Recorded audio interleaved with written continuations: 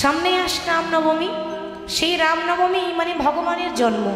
আগেই বলেছি যেই রাম সেই কৃষ্ণ, আলাদা কিন্তু কেউ নয়। অতএব মনের মধ্যে এই ভুল ধারণা রাখবেন না যে তাহলে রাম আলাদা। রাম নবমীটা কেন বলছে? রামের জন্মদিনই বলতে পারত, নবমী কেন বলছে? নবমী বলার কারণ হচ্ছে ঠিক রামনবমীর সংলগ্নেই হয় বাসন্তী পূজা। ঠিক তো, পরপর হয়। একটা কথা বলি, আমাদের আদি দুর্গা পূজা হচ্ছে চৈত্র মাসে বাসন্তী পূজা। আমরা যে দুর্গা পূজা করি আশ্বিন মাসে শারদীয় দুর্গোৎসব, ওই দুর্গা পূজা আগে চৈত্র মাসেই ছিল, এটাই আদি দুর্গা পূজা ছিল। কিন্তু সত্যযুগে এক রাজা ছিল যার নাম ছিল রাজা সুরথ। এই রাজা সুরথ তার প্রতিবেশী রাজ্যের এক রাজা তার উপরে আক্রমণ করেছিল, তার ঘরে লুটপাট করেছিল। তাই রাজা সুরথ প্রাণ বাঁচানোর জন্য সবকিছু ছেড়ে জঙ্গলের দিকে ভয়ে ছুটছে। জঙ্গলে ছুটতে ছুটতে ওই জঙ্গলে একজনের সঙ্গে দেখা হলো।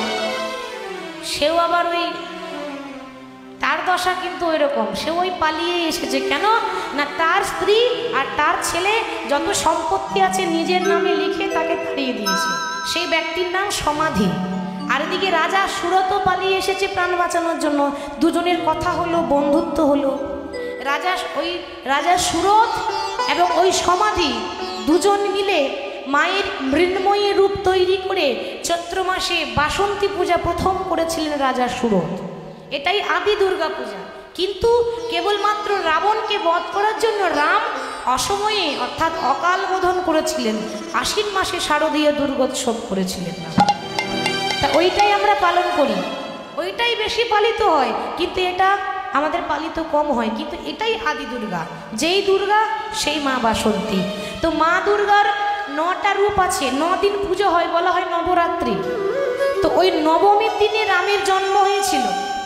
নবমীর দিনে রামের জন্ম হয়েছিল বলেই দিনটা হয় রাম নবমী। আমরা মানুষ হয়ে যা করতে পারলাম না, একজনের কথা বলি, তিনি পশু হয়ে করেছিলেন।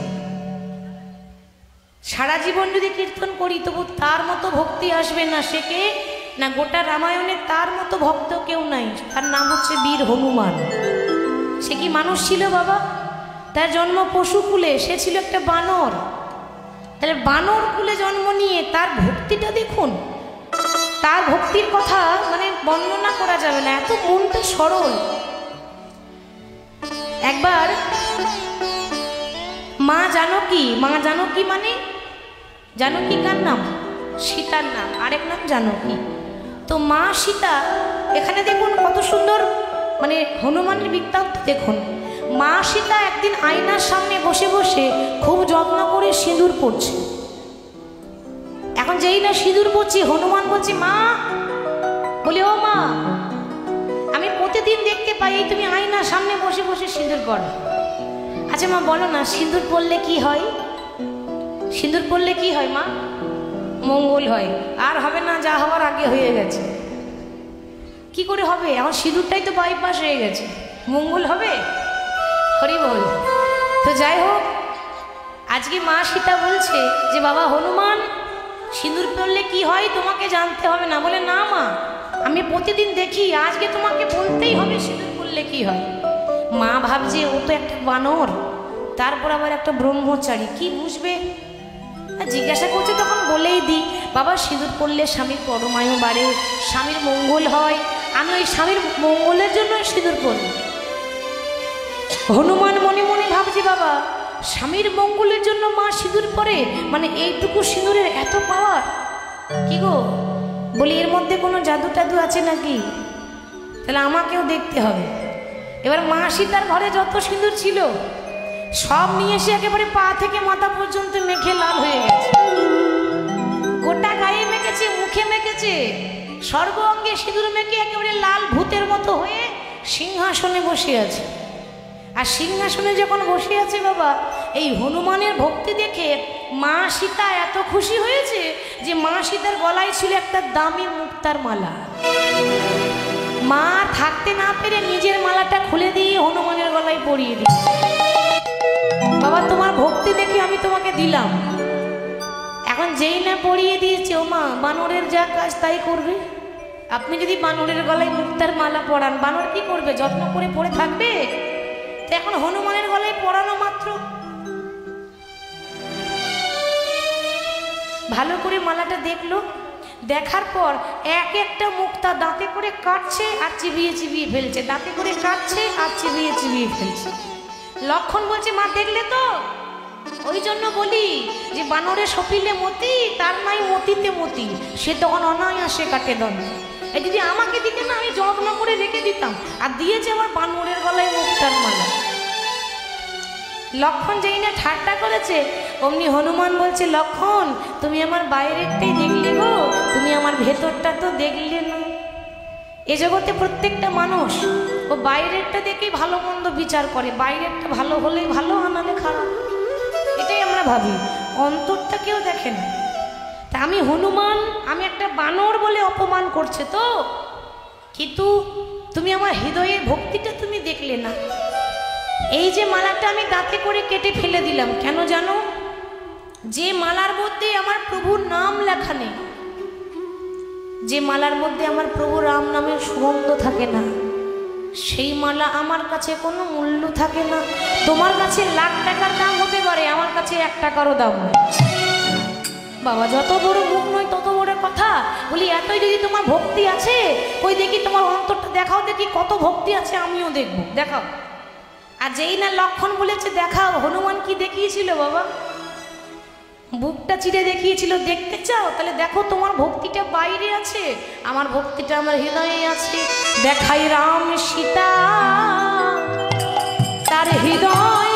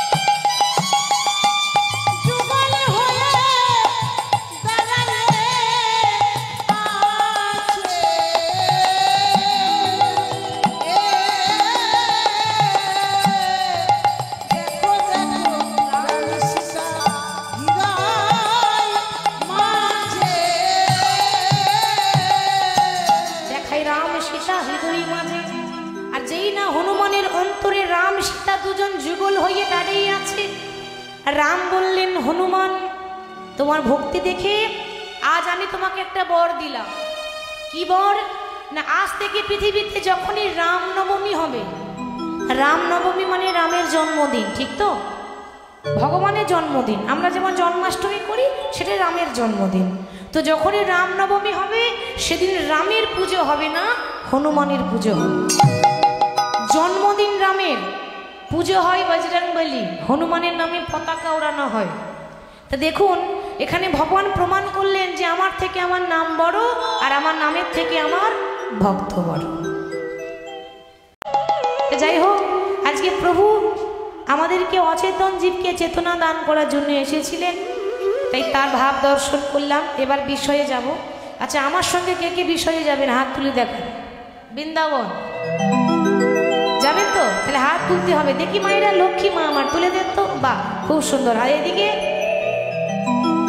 হ্যাঁ, আপনারা রাগ করেছেন নাকি? আমার ওপর রাগ হয়েছে? রাগ করেননি তো? বেশ, তাহলে যার যার হাত আছে তুলুন, যার হাত নেই তোলার দরকার নেই। হাত আছে, বাহ। আচ্ছা, বৃন্দাবন যেতে গেলে কার নাম গাইতে হয় গো? রাধে রাধে। আগে রাধা, পরে কৃষ্ণ। তাহলে আগে রাধা নামে একটু জয়ধ্বনি করে দিই, কেমন? বলিয়ে রাধা রানী কি, বৃন্দাবন ধাম কি, বাঁকে বিহারী লাল কি, সকল ভক্ত বৃন্দ কি, হরিবাসর সমিতি কি, যারা যারা ঘুমাচ্ছে তাদের কি, তাদেরও জয়।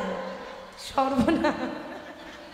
বলছি যারা ঘুমাচ্ছে তাদের জয়, তাদের আরো বেশি করে জয়, তাই না?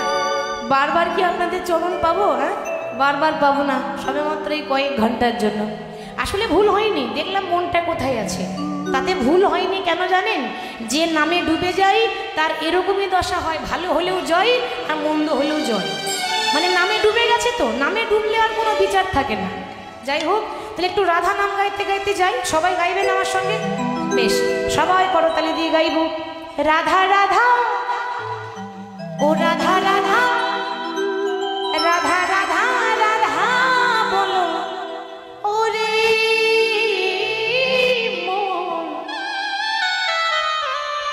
যদি যাবি যদি যাবি যদি যাবি মধুর বৃন্দাবন। ও রাধা রাধা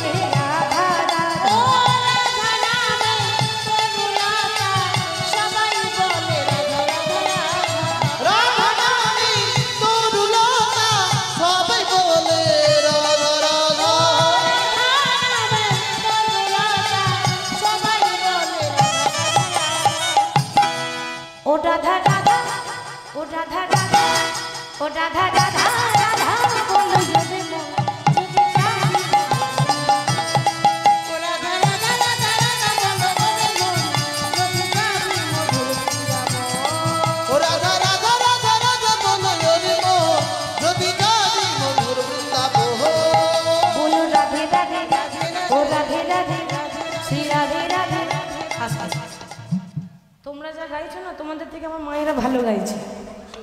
কি গো, ওদের আওয়াজ বেরোচ্ছে? আসলে প্রত্যেক দিন গাইছে তো একই রকম ভাবে, আজকে আপনারা গাইবেন। কি গো, গাইবেন তো সবাই? মায়েদেরকেও বাবাদেরকেও গাইতে হবে। করতালি দিয়ে আমার সঙ্গে আগে আমি বলি, তারপর আপনারা বলবেন রাধে রাধে। সবাই কিন্তু রাধে রাধে বৃন্দাবন में केशी घाट में बंशी बट में। আর একটু জোরে হবে না? হবে? হ্যাঁ, একটু সবাই মিলে যদি জোর করেন তো কেন হবে না? সবাই মিলে বলবেন রাধে রাধে বৃন্দাবন में केशी घाट में बंशी बट में गली गली में कुछ गली में, अरे मधुबन में मधुबन में तालबन में भांडीरबन में तादुश्मन में हमारो प्यारी अरे शशि प्यारी प्रेम से बोलो, भाव से बोलो, अरे हाथ उठा के ताली बजा के मिलकर बोलो।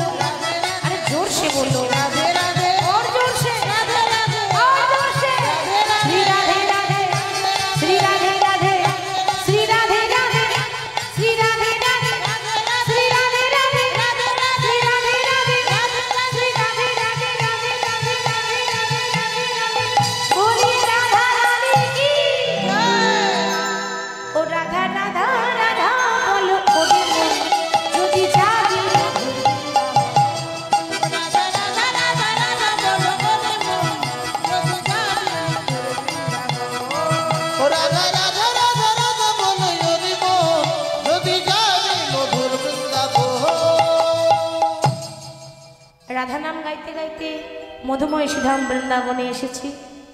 বৃন্দাবনে আকাশ মধুর, বাতাস মধুর, আস্বাদন করব রাধারানীর সতীত্ব প্রমাণ বা পরীক্ষা। বৃন্দাবনে সবাই জানেন যে দুটো কুণ্ড আছে, একটা হলো শ্যামকুণ্ড আর একটা হলো রাধাকুণ্ড। ওই শ্যামকুণ্ড রাধাকুণ্ড দুটো পাশাপাশি। এখন ওই রাধাকুণ্ড তীরে আমার প্রাণ গোবিন্দ বসে আছে। ওদিকে শ্রীমতী রাধারানী যে বাড়িতে বাস করে ওটা তো বাদিনীর ঘর। রাধারানীর শ্বশুর বাড়ি বাদিনীর ঘর। নীল শাড়ি পরতে মানা, ওমা কালো মেঘের পানে চাইতে মানা। কেন? মেঘও কালো, কৃষ্ণ কালো। ও বাবা, ওই মেঘের দিকে তাকিয়ে যদি আমাদের বৌমার ওই কৃষ্ণের কথা যদি মনে পড়ে যায়, তাই কালো মেঘের দিকে তাকাতে দেয় না। এমনকি ওই যমুনার জল আনতে মানা। কেন? যমুনার জলও কালো আর আমার কৃষ্ণ তো কালো।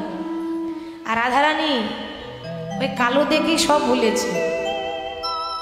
একটা কথা বলি, এই যে আপনারা বসে আছেন, রাত্রি লাখ টাকা ঘুম বাদ দিয়ে এসেছেন, কার জন্য? এই কালোটা দেখার জন্যই তো। কি গো, ঠিক বলছি তো? ওই কালোটার জন্য তো এত আয়োজন, ওই কালোটার জন্য তো এত আনন্দ। যে কালো দেখে রাধারানী ভুলেছিল, আমরাও সেই কালো দেখেই ভুলেছি। দেখতে কালো এবং করেছে জগৎ, রূপের জগৎ করেছে আলো। তো রাধারানী বাদিনীর ঘরে বাস করে, খুব কষ্ট করে ছলনা করে বেরিয়ে আসে। রাধারানীর শাশুড়ির নাম কি ছিল মা? জটিলা। আর ননদিনীর নাম কুটিলা। বাহ, কুটিলার নাম কাদের হয়? যাদের মন খুব ভালো হয়। কাদের হয় মা? যাদের মনের মধ্যে কি গো, ঠিক তো? কুটিলতা থাকে, হিংসা থাকে, প্যাঁচ থাকে, তাদের নাম হয় কুটিলা। এই রাধারানী বর্ণনা করেছেন, আমার বানানো কথা নয়। বলছে আমার ঘরে যে আমার ননদী আছে তার মতো মুখরা আর কেউ নাই। মুখরা মানে বোঝেন তো? আস্তে, মুখরা মানে কাকে বলে? যারা খুব বেশি মিষ্টি মিষ্টি কথা বলে, ও ঝগড়া করে তাই বলুন। যারা খুব ঝগড়ুটে হয় তাদেরকে বলে মুখরা। বেশ, এবারে আমি একটা কথা বলি, আপনারা মিলিয়ে নেবেন। দেখবেন যারা খুব ঝগড়ুটে হয় না, তাদের মুখের ডিজাইনটাই আলাদা হয়। কি গো, ঠিক তো? রাধারানী বর্ণনা করছে আমার ননদী সে অত্যন্ত মুখরা। আর যারা ঝগড়ুটে তাদের একটা মুখের ভাব থাকে। কি ভাব বলুন তো?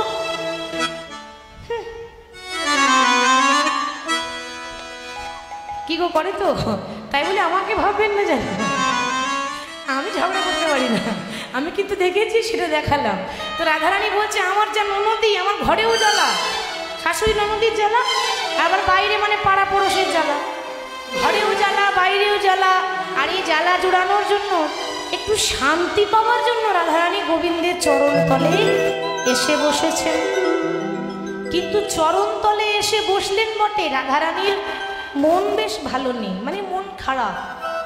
তো গোবিন্দ বলছে, রাধে কি হয়েছে? তুমি এমন করে কোনো কথা বলছো না, মাথা নিচু করে বসে আছো, যেন মনে হচ্ছে কোথায় হারিয়ে গেছে তোমার নয়ন পাখি দুটি। রাধারানী বললেন, প্রাণ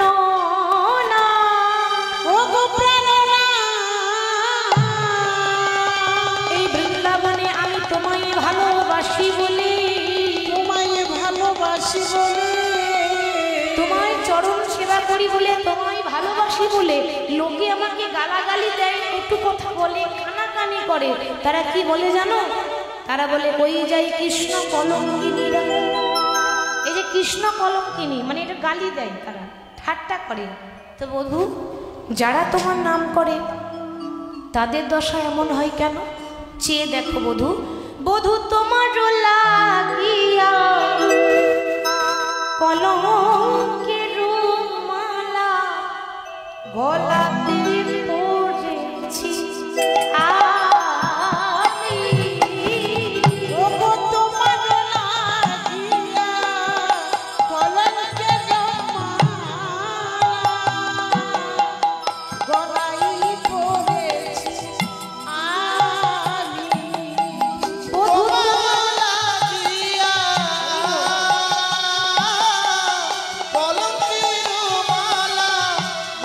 আমি।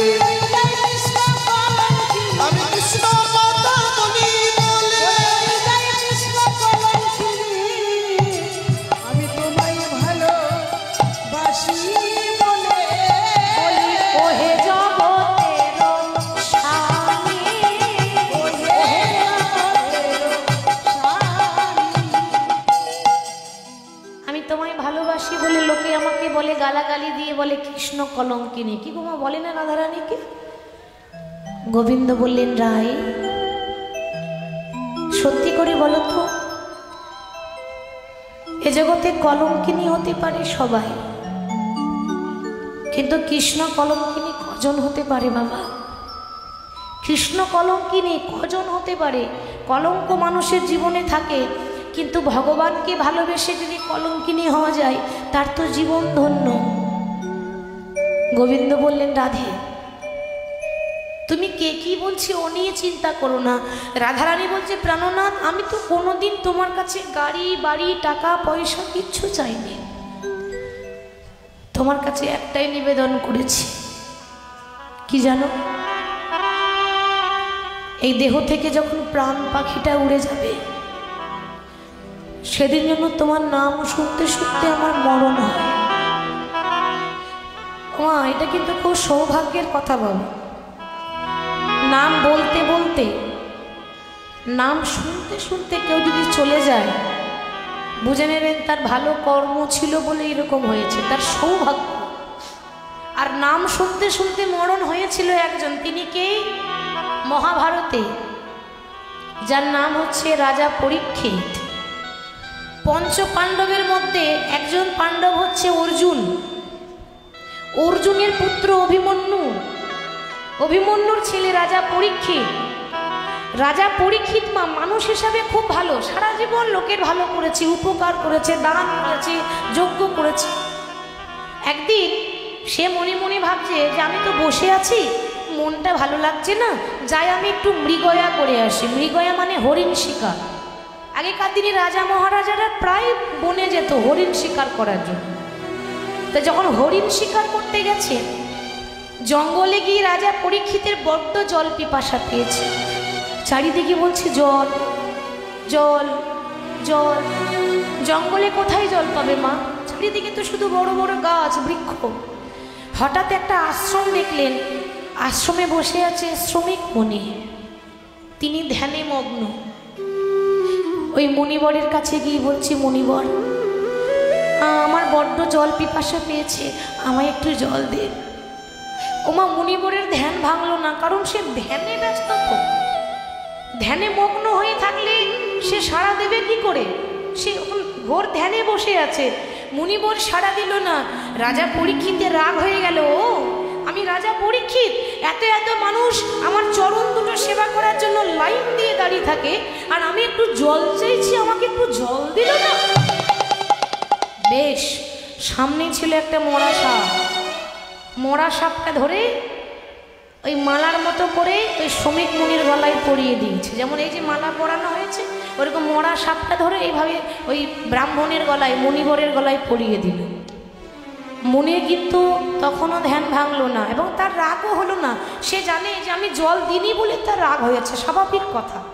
তার জন্য তার ক্রোধ হলো না, রাগ হয়েছে তার ছেলে শ্রমিক মুনির পুত্র শৃঙ্গী মুনি, যে সরস্বতী নদীতে স্নান করছিল। যখনই খবর পেল যে ওই রাজা পরীক্ষিত আমার বাবার গলায় মরা সাপ ঝুলিয়ে দিয়ে গেছে, সরস্বতী নদীর জলে এক গলা জালে দাঁড়িয়ে হাতে সরস্বতী নদীর জল নিয়ে অভিশাপ দিয়ে দিল, রাজা পরীক্ষিত আমি ব্রাহ্মণের পুত্র, শ্রমিক মুনির পুত্র শৃঙ্গী মুনি, আমি ব্রাহ্মণ, এই হাতে জল নিয়ে তোমাকে অভিশাপ দিলাম। আমার বাবার গলায় যে তুমি মৃত সর্প মরা সাপ ঝুলিয়েছ, 7 দিনের মধ্যে তোমার তক্ষক দংশনে মৃত্যু হবে। 7 দিনের মধ্যে তক্ষক দংশনে মৃত্যু হবে। 7 দিনের মধ্যে তক্ষক দংশনে মৃত্যু হবে। এই খবরটা যখন পরীক্ষিত জানলো, আনন্দে ধেই ধেই করে নাচছে। কেন? সবাই বলছে মহারাজ পাগল হয়েছেন, 7 দিন পর আপনি মরবেন আর আপনি আনন্দে ধেই ধেই করে নাচছেন কেন? পরীক্ষিত বলল, ওগো আমার ভাগ্য কত ভালো দেখেছো, 7 দিন পর মরবো আমি আজ থেকে জেনে নিলাম। এ জগতে কেউ জানে যে সে কখন মরবে? কি গো মা জানে? আপনি জানি আমি কখন মরবো? আর সে জেনে নিল মানে তারও এটা একটা ভাগ্য ভালো কর্মের ফল। তাহলে মরতেই যখন হবে, মরার আগে একটা ভালো কর্ম করে যায়। তাই বাবা ওই 7 দিন ধরে একরকম করে ভাগবত পাঠ শ্রবণ করেছিলেন। শুনিয়েছিলেন কে? শুকদেব গোস্বামী। আর শুনেছিলেন কি রাজা পরীক্ষিত। ভাগবতের প্রথম বক্তা হলো সুখদেব গোস্বামী, প্রথম শ্রোতা হলো রাজা পরীক্ষিত। 7 দিন ধরে একরকম করে বসেছে, নড়াচড়া নাই, খাওয়া নেই, জল পিপাসা নেই, কিচ্ছু নেই, একরকম বসে আছে।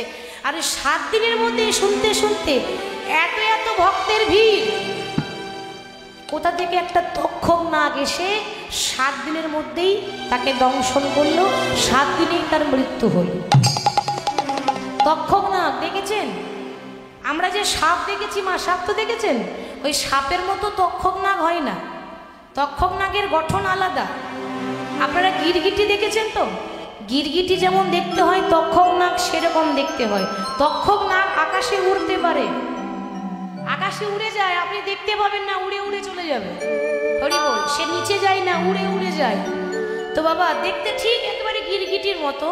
সেই তক্ষক নাগ কোথা থেকে এসে এত ভক্তের ভিড়ে এসে তাকে দংশন করলো। তো রাজা পরীক্ষিতের ভাগ্য এমন যে ভাগবত পাঠ শুনতে শুনতে তার মৃত্যু হয়েছে। রাধারানী সেই প্রার্থনা করছেন, দয়াময় আমার দেহ থেকে যখন প্রাণ পাখি উড়ে চলে যাবে, তখন যেন তোমার নাম শুনতে শুনতে মৃত্যু হয়। আর তোমার কাছে আমি এই নিবেদন জানাই, শুধু এই জন্মে নয়, প্রতি জনম জনম আমি যেন কৃষ্ণ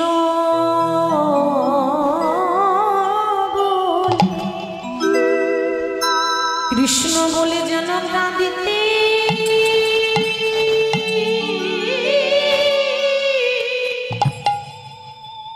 আমি যেন কাঁদিতে পারি, যেন কৃষ্ণ বলে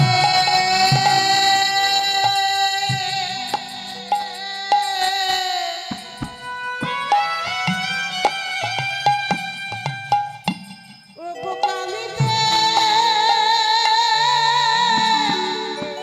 পারি।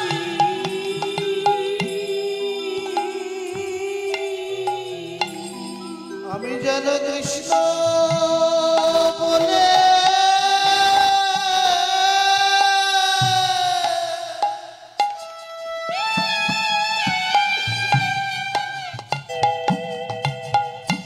কাঁদিতে পারি।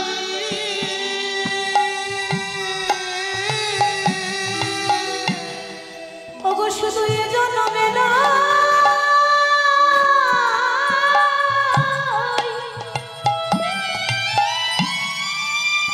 প্রতি জন্মে জন্মে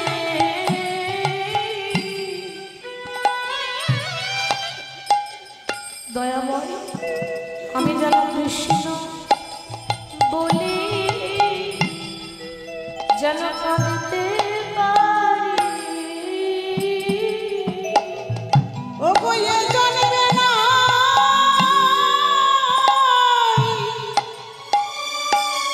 প্রতি জন্মে জন্মে জন্মে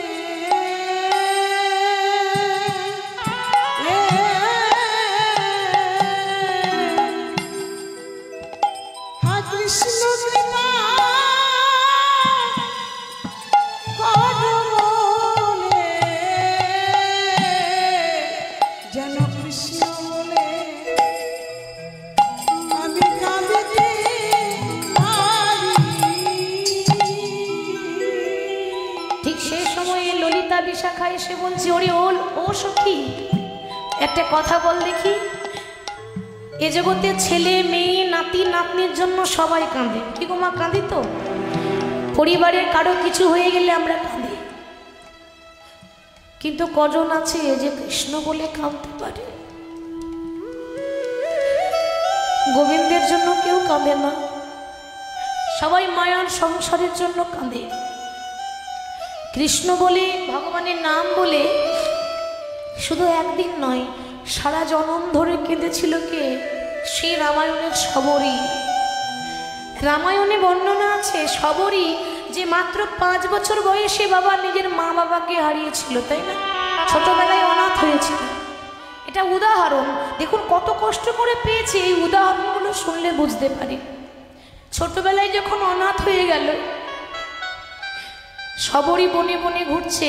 বনটার নাম হলো পঞ্চবটির বন। বনে বনে ঘুরতে ঘুরতে বলে উঠলো, দয়াময়, এ জগতে আজ আমার আপন বলতে আর কেউ নেই। এ জগতে সবাই বলে তুমি নাকি দয়াল হরি, সবাই বলে তুমি নাকি কাঙালের ঠাকুর। তা তুমি যদি দয়াল হরি হয়ে থাকো, তুমি যদি কাঙালের ঠাকুর হয়ে থাকো, তাহলে কি কাঙালিনীর প্রতি কোনোদিনও তোমার দয়া হবে না? একবার এই কাঙালিনীকে কৃপা করো। তো রাম কৃপা করেছিল, আর সে সবরই রামকে কি করেছিল, নিজের এঁঠো কুল খাইয়েছিল। আর ভগবানও সবরীর হাতে এঁঠো কুল খেয়ে প্রমাণ করেছিলেন যে মুচি হয়ে সূচি হয় যদি কৃষ্ণ ভজে, সূচি হয়ে মুচি হয় যদি কৃষ্ণ ভজে। ভক্তিতে ডাকিলে আমি চণ্ডালেরও হই, কিন্তু অভক্তিতে ডাকিলে কোনো ব্রাহ্মণেরও নই। ভক্তি যার, ভগবান তার। রাধারানী বলছে, গোবিন্দ, আমি যখনই এই রাস্তায় হেঁটে আসি আমাকে ওরা দেখে কানাকানি করে। তো গোবিন্দ বলছে, ও রাধে, যারা কানাকানি করে আমার কি মনে হয় জানো? কানাকানি মানে কি? কানাকানি মানে লাগান ভাজান করা। এটা গোদা বাংলায় বলে লাগান ভাজান, মানে এর কথা তার কানে, তার কথা তার কানে, এরকম যে কানে কানে ভিস ভিস করে বলে। তাহলে আমার গোবিন্দ সান্ত্বনা দিয়ে বললেন, রায়, যারা কানাকানি করে আমার কি মনে হয় জানো? তারা সবাই কানা, তারা সবাই তারা সবাই কানা, আমার মনে হয় জানো সবাই, আমার মনে হয় তারা সবাই যারা করে না কৃষ্ণের আরাধনা, মনে হয় জানো তারাই তো কানা। যারা করে না কৃষ্ণের আরাধনা, মনে হয় তারা সবাই আমার মনে হয় যারা করে না কৃষ্ণের আরাধনা তারাই হলো, তারাই কানা। যেই না বলছে তারাই কানা, রাধারানী বলছে, ও প্রাণনাথ, কানা কেন হবে? তাদের তো সবারই চোখ আছে। তারা কানা তো নয়। যারা আমাকে ঠাট্টা করে, গালাগালি করে, তারা তো চোখে দেখতে পায়, তারা তো কানা নয়। গোবিন্দ বলছে, ওরাই, তুমি হয়তো জানো না, তাদের চামড়ার চোখটাই আছে, জ্ঞান চক্ষু নেই। আর ভগবানকে দেখতে গেলে চামড়ার চোখে নয়, জ্ঞান চক্ষু দিয়ে দেখা যায়, ঠিক তো? চামড়ার চোখে যদি ভগবান দেখা যেত, তাহলে মহাভারতে দুর্যোধন কোন দিন দেখে নিত?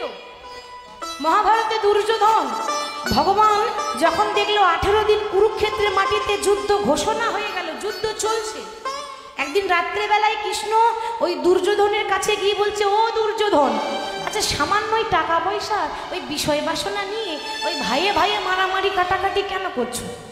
105 ভাই, পঞ্চপাণ্ডব 5, আর এরা 100 ভাই দুর্যোধনরা। তো 105 ভাই ওই সমান করে যদি ভাগ করে না হয় সম্পত্তি, তাহলে আর মারামারি হবে? হবে না। আর তোমরা যদি বলে একাই সব নেব, তাহলে মারামারি হবে। তো কেন সমানভাবে ভাগ করতে পারছো না? দুর্যোধন তখন কৃষ্ণকে অপমান করেছিল। এই যে জ্ঞান দিতে এসেছো, এই কে আছিস, একটা মোটা দড়ি নিয়ে আয়, মোটা দড়ি নিয়ে ওকে স্তম্ভের মধ্যে বেঁধে ফেল। এবার মোটা দড়ি নিয়ে দুর্যোধন কৃষ্ণকে স্তম্ভে বাঁধছে। স্তম্ভ মানে এই যে একটা বাড়ি তৈরি করে যখন পিলার তৈরি করা হয়, পিলারটাকে বলা হয় স্তম্ভ। সামনে একটা স্তম্ভ ছিল, মোটা দড়ি নিয়ে দুর্যোধন কৃষ্ণকে বাঁধছে। কৃষ্ণ বলছে, তোমার বাবার ভাগ্য ভালো যে আমাকে বাঁধতে পারছে, আমাকে দড়ি দিয়ে বাঁধতে পারে না কেউ, তোমার ভাগ্য ভালো যে বাঁধতে পারছো। বাঁধার পর বলছে, শোনো, এই সারাদিন এখানেই বেঁধে রাখবো, কি করে যাও আমিও দেখছি। এই বাঁধার পর যেই না পেছনে ঘুরেছে, কি দেখছে? দেখে আগে কৃষ্ণ, পিছে কৃষ্ণ, হৃদয় কৃষ্ণ,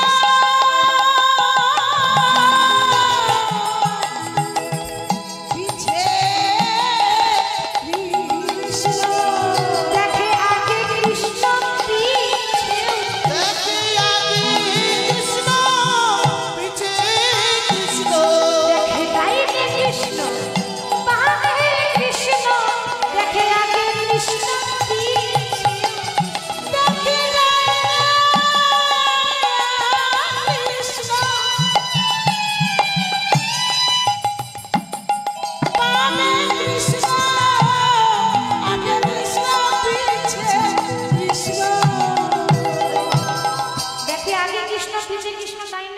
নামে কৃষ্ণ, চারিদিকে ভগবান রূপ দেখালো কিন্তু দেখতে পারলো না। কেন? চামড়ার চোখে দেখতে পাবে না। একটা মানুষকে যদি চারিদিকে দেখা যায় সে ভগবান ছাড়া কি হবে? তাহলে ভগবান দেখালো, সে চিনতে পারলো না। ভগবান চারিদিকে আছে। আমরা বলি ভগবান কোথায় আছে? আমরা বলি না কই ভগবান, কোথায় ভগবান? দেখতে পাচ্ছি না তো। আরে ভগবান কোথায় নেই তাই বলুন। একটা সাক্ষাৎ ঘটনা, সত্য ঘটনা বলি। উত্তরপ্রদেশে এক ভক্ত ছিল, নাম ছিল একনাথ স্বামীজি। ওকে সবাই পাগল বলে ডাকতো। দেখবেন যারা একটু কৃষ্ণ নাম ভালোবাসে, একটু বেশি নাম করে, তাদেরকে লোকে কি বলে? পাগল। এদিকে কি বলে জানি না, আমাদের বীরভূম জেলায় চলে যায়। কাউকে যদি বলেন জয় নিতাই, সে বলবে তোমার নিতাই তোমার কাছে থাক, আমার দরকার নেই, ভক্তি নাই। আবার যদি রাস্তায় পেরিয়ে যান হরে কৃষ্ণ বাবা, কত বড় সাধু হয়েছে, যেন আমরা নাম করি না, মানে নিজে করবে না আর আপনাকে করতে দেবে না, এরকম হয়ে গেছে বাবা। নিজেও করে না, আবার কেউ করলে তাকে বাধা দেয়। তাহলে একনাথ স্বামী সবাই পাগল বলে। সে একদিন ওই রাধা মাধবের মন্দির আছে, মূর্তি আছে, আর ওই মূর্তির দিকে পা করে শুয়ে আছে। এক ব্রাহ্মণ এসে বলছে, এই যে তুমি নিজেকে ভক্ত বলো, কিরকম ভক্ত? ওই ঠাকুরের দিকে পা করে শুয়ে আছো কেন? পাপ হবে না? পাগল তখন বলছে, ব্রাহ্মণজি আমার তো অত শত জ্ঞান নেই, আমি পাগল মানুষ, অত জানি না, তাই ঠাকুরের কাছে পা দিয়ে শুয়েছি। এক কাজ করুন, আমার পা দুটো আপনি সেই দিকে ঘুরিয়ে দিন যেদিকে ভগবান থাকেন না। পা দুটো সেই দিকে ঘুরিয়ে দেন যেদিকে ভগবান নেই। তো ব্রাহ্মণ অবাক হয়ে গেল, কেন? শেষে পায়ে ধরতে হলো তাকে। ব্রাহ্মণকে ওই পাগলের পায়ে ধরতে হয়েছিল, মানে তাকে বুঝিয়ে দিল ভগবান কোথায় নেই। তাই বলুন, কোথায় নেই? আগে আছে, পিছনে আছে, ডাইনে আছে, বাঁ দিকে আছে, কোন দিকে পা করে শুনুন। যদি আমি হিসাব করতে যাই আর যদি এত নিয়ম করতে যাই, ভগবান চারিদিকে আছে। ঠিক ঠিক তো? ভগবানের চারিদিকে আছে বলেই তার আরেক নাম বিশ্বরূপ। বিশ্বের কোনায় কোনায় তিনি আছেন।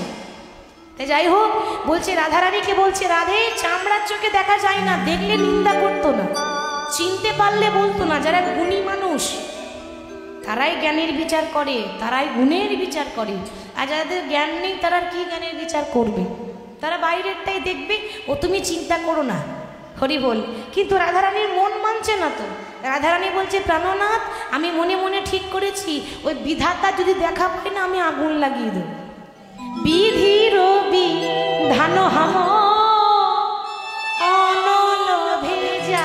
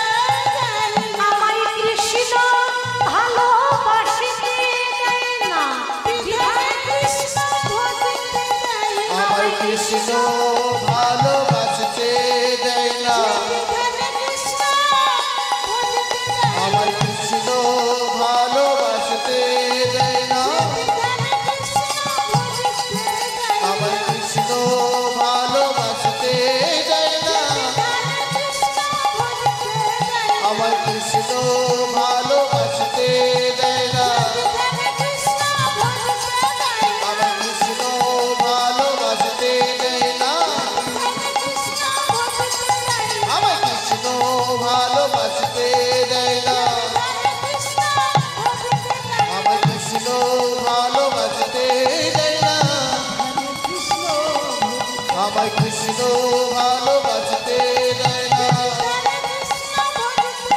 আমায় কৃষ্ণ ভালোবাসতে দেয় না,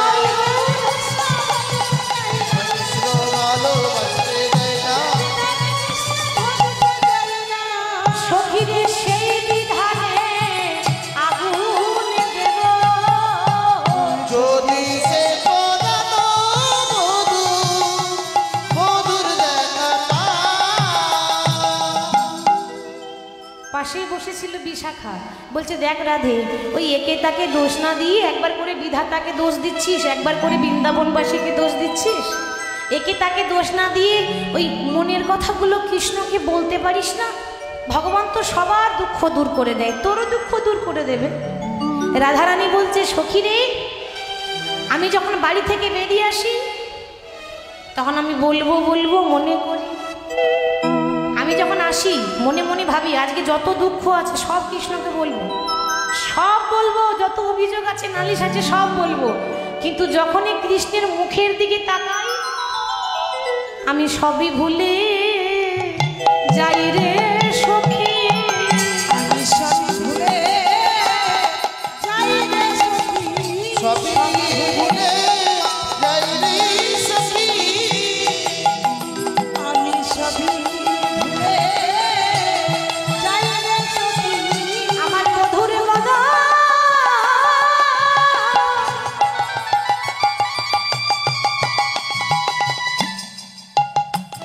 বদনের পানে আমি সবই ভুলে যাই রে সখী। আমার মধুর বদন পানেছে, সবই ভুলে যাই রে সখী। আমার গোবিন্দের বদন পানে চেয়ে সব ভুলে যায়। আসলে কি জানেন মা, এ জগতে কেউ যদি দেখতে খুব সুন্দর হয় বা সুন্দরী হয় তো একবার দেখবেন, দুবার দেখবেন, 10 বার দেখবেন, তারপর আর ভালো লাগবে না, লাগবে? কিন্তু একবার কৃষ্ণের দিকে তাকিয়ে দেখুন, আপনার চোখ ফেরাতে মনে হবে না, মনে হবে আর আর ইচ্ছাই হবে না যে আমি আমার ওই ঘরে আমার সংসারে ফিরে যাই, মনে হবে সারাক্ষণ আমি আমার প্রভুর মুখের দিকে তাকিয়ে থাকি। কি যে জাদু আছে তার ঠিক নেই। ওই কৃষ্ণের বদনের জন্য রাধারানী বলছে আমার এই কুলো গেল, আমার ওই কুলো গেল, আমার 2 কুল গেল, আমার 2 কুল চলে গেল ভগবানকে ভালোবেসে।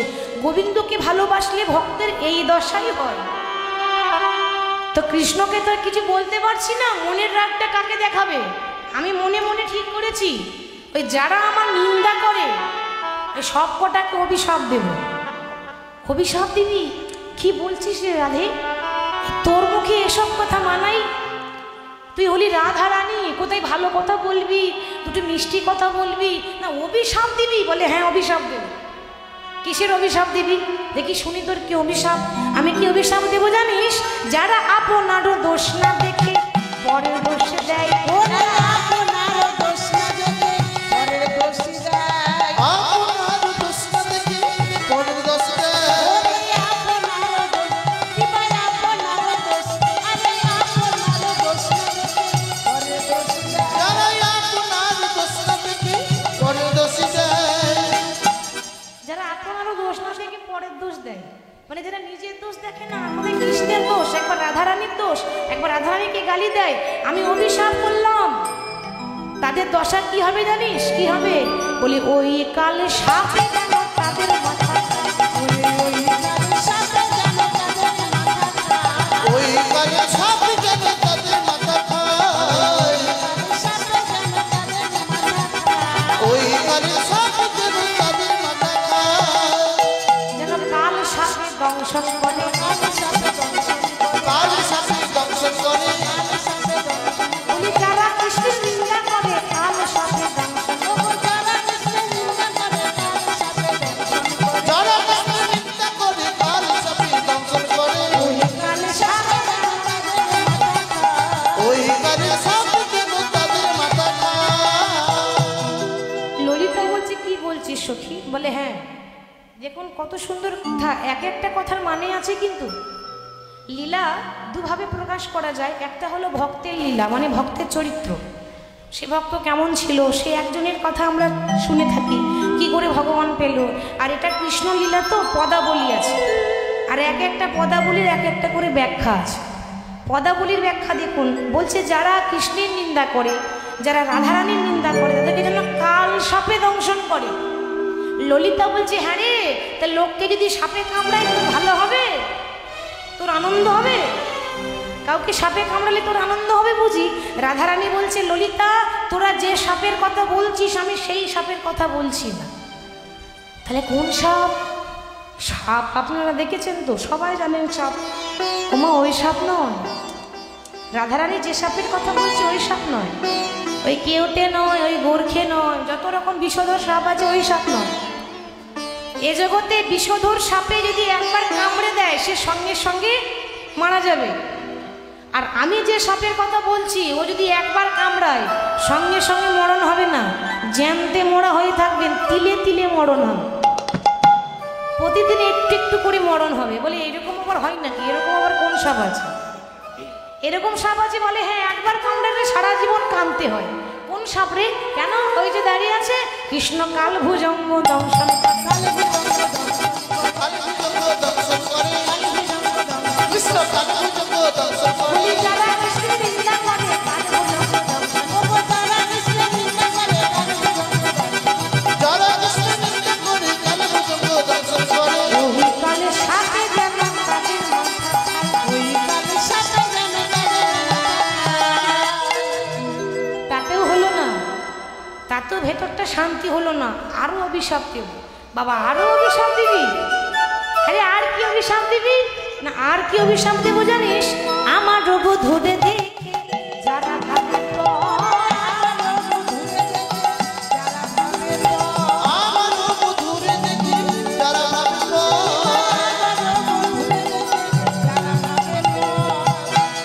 অভিশাপ দিলাম, তাদের যেন ঘরে আগুন লেগে যায়। ওরে দিন দুপুরে যেন খুঁজে যায়, দিন দুপুরে যেন দুপুরে যেন পুরে যাই যেন দিন দুপুরে আগুন লাগে, দিন দুপুরে আগুন লাগে, দিন দুপুরে আগুন লাগে। দুপুরে আগুন লাগে। যারা কৃষ্ণের নিন্দা করে দিন দুপুরে আগুন লাগে। যারা করে নিন্দা করে দুপুরে আগুন লাগে। দুপুরে যেন পুরে যাই দুপুরে যেন পুরে যায়। রাধারানী বলছে, তুই কি যে বলছিস আমি বুঝতে পারছি না। তুই বললি যারা কৃষ্ণের নিন্দা করে, যারা রাধার নিন্দা করে তাদের যেন ঘরে আগুন লেগে যায়। কিরে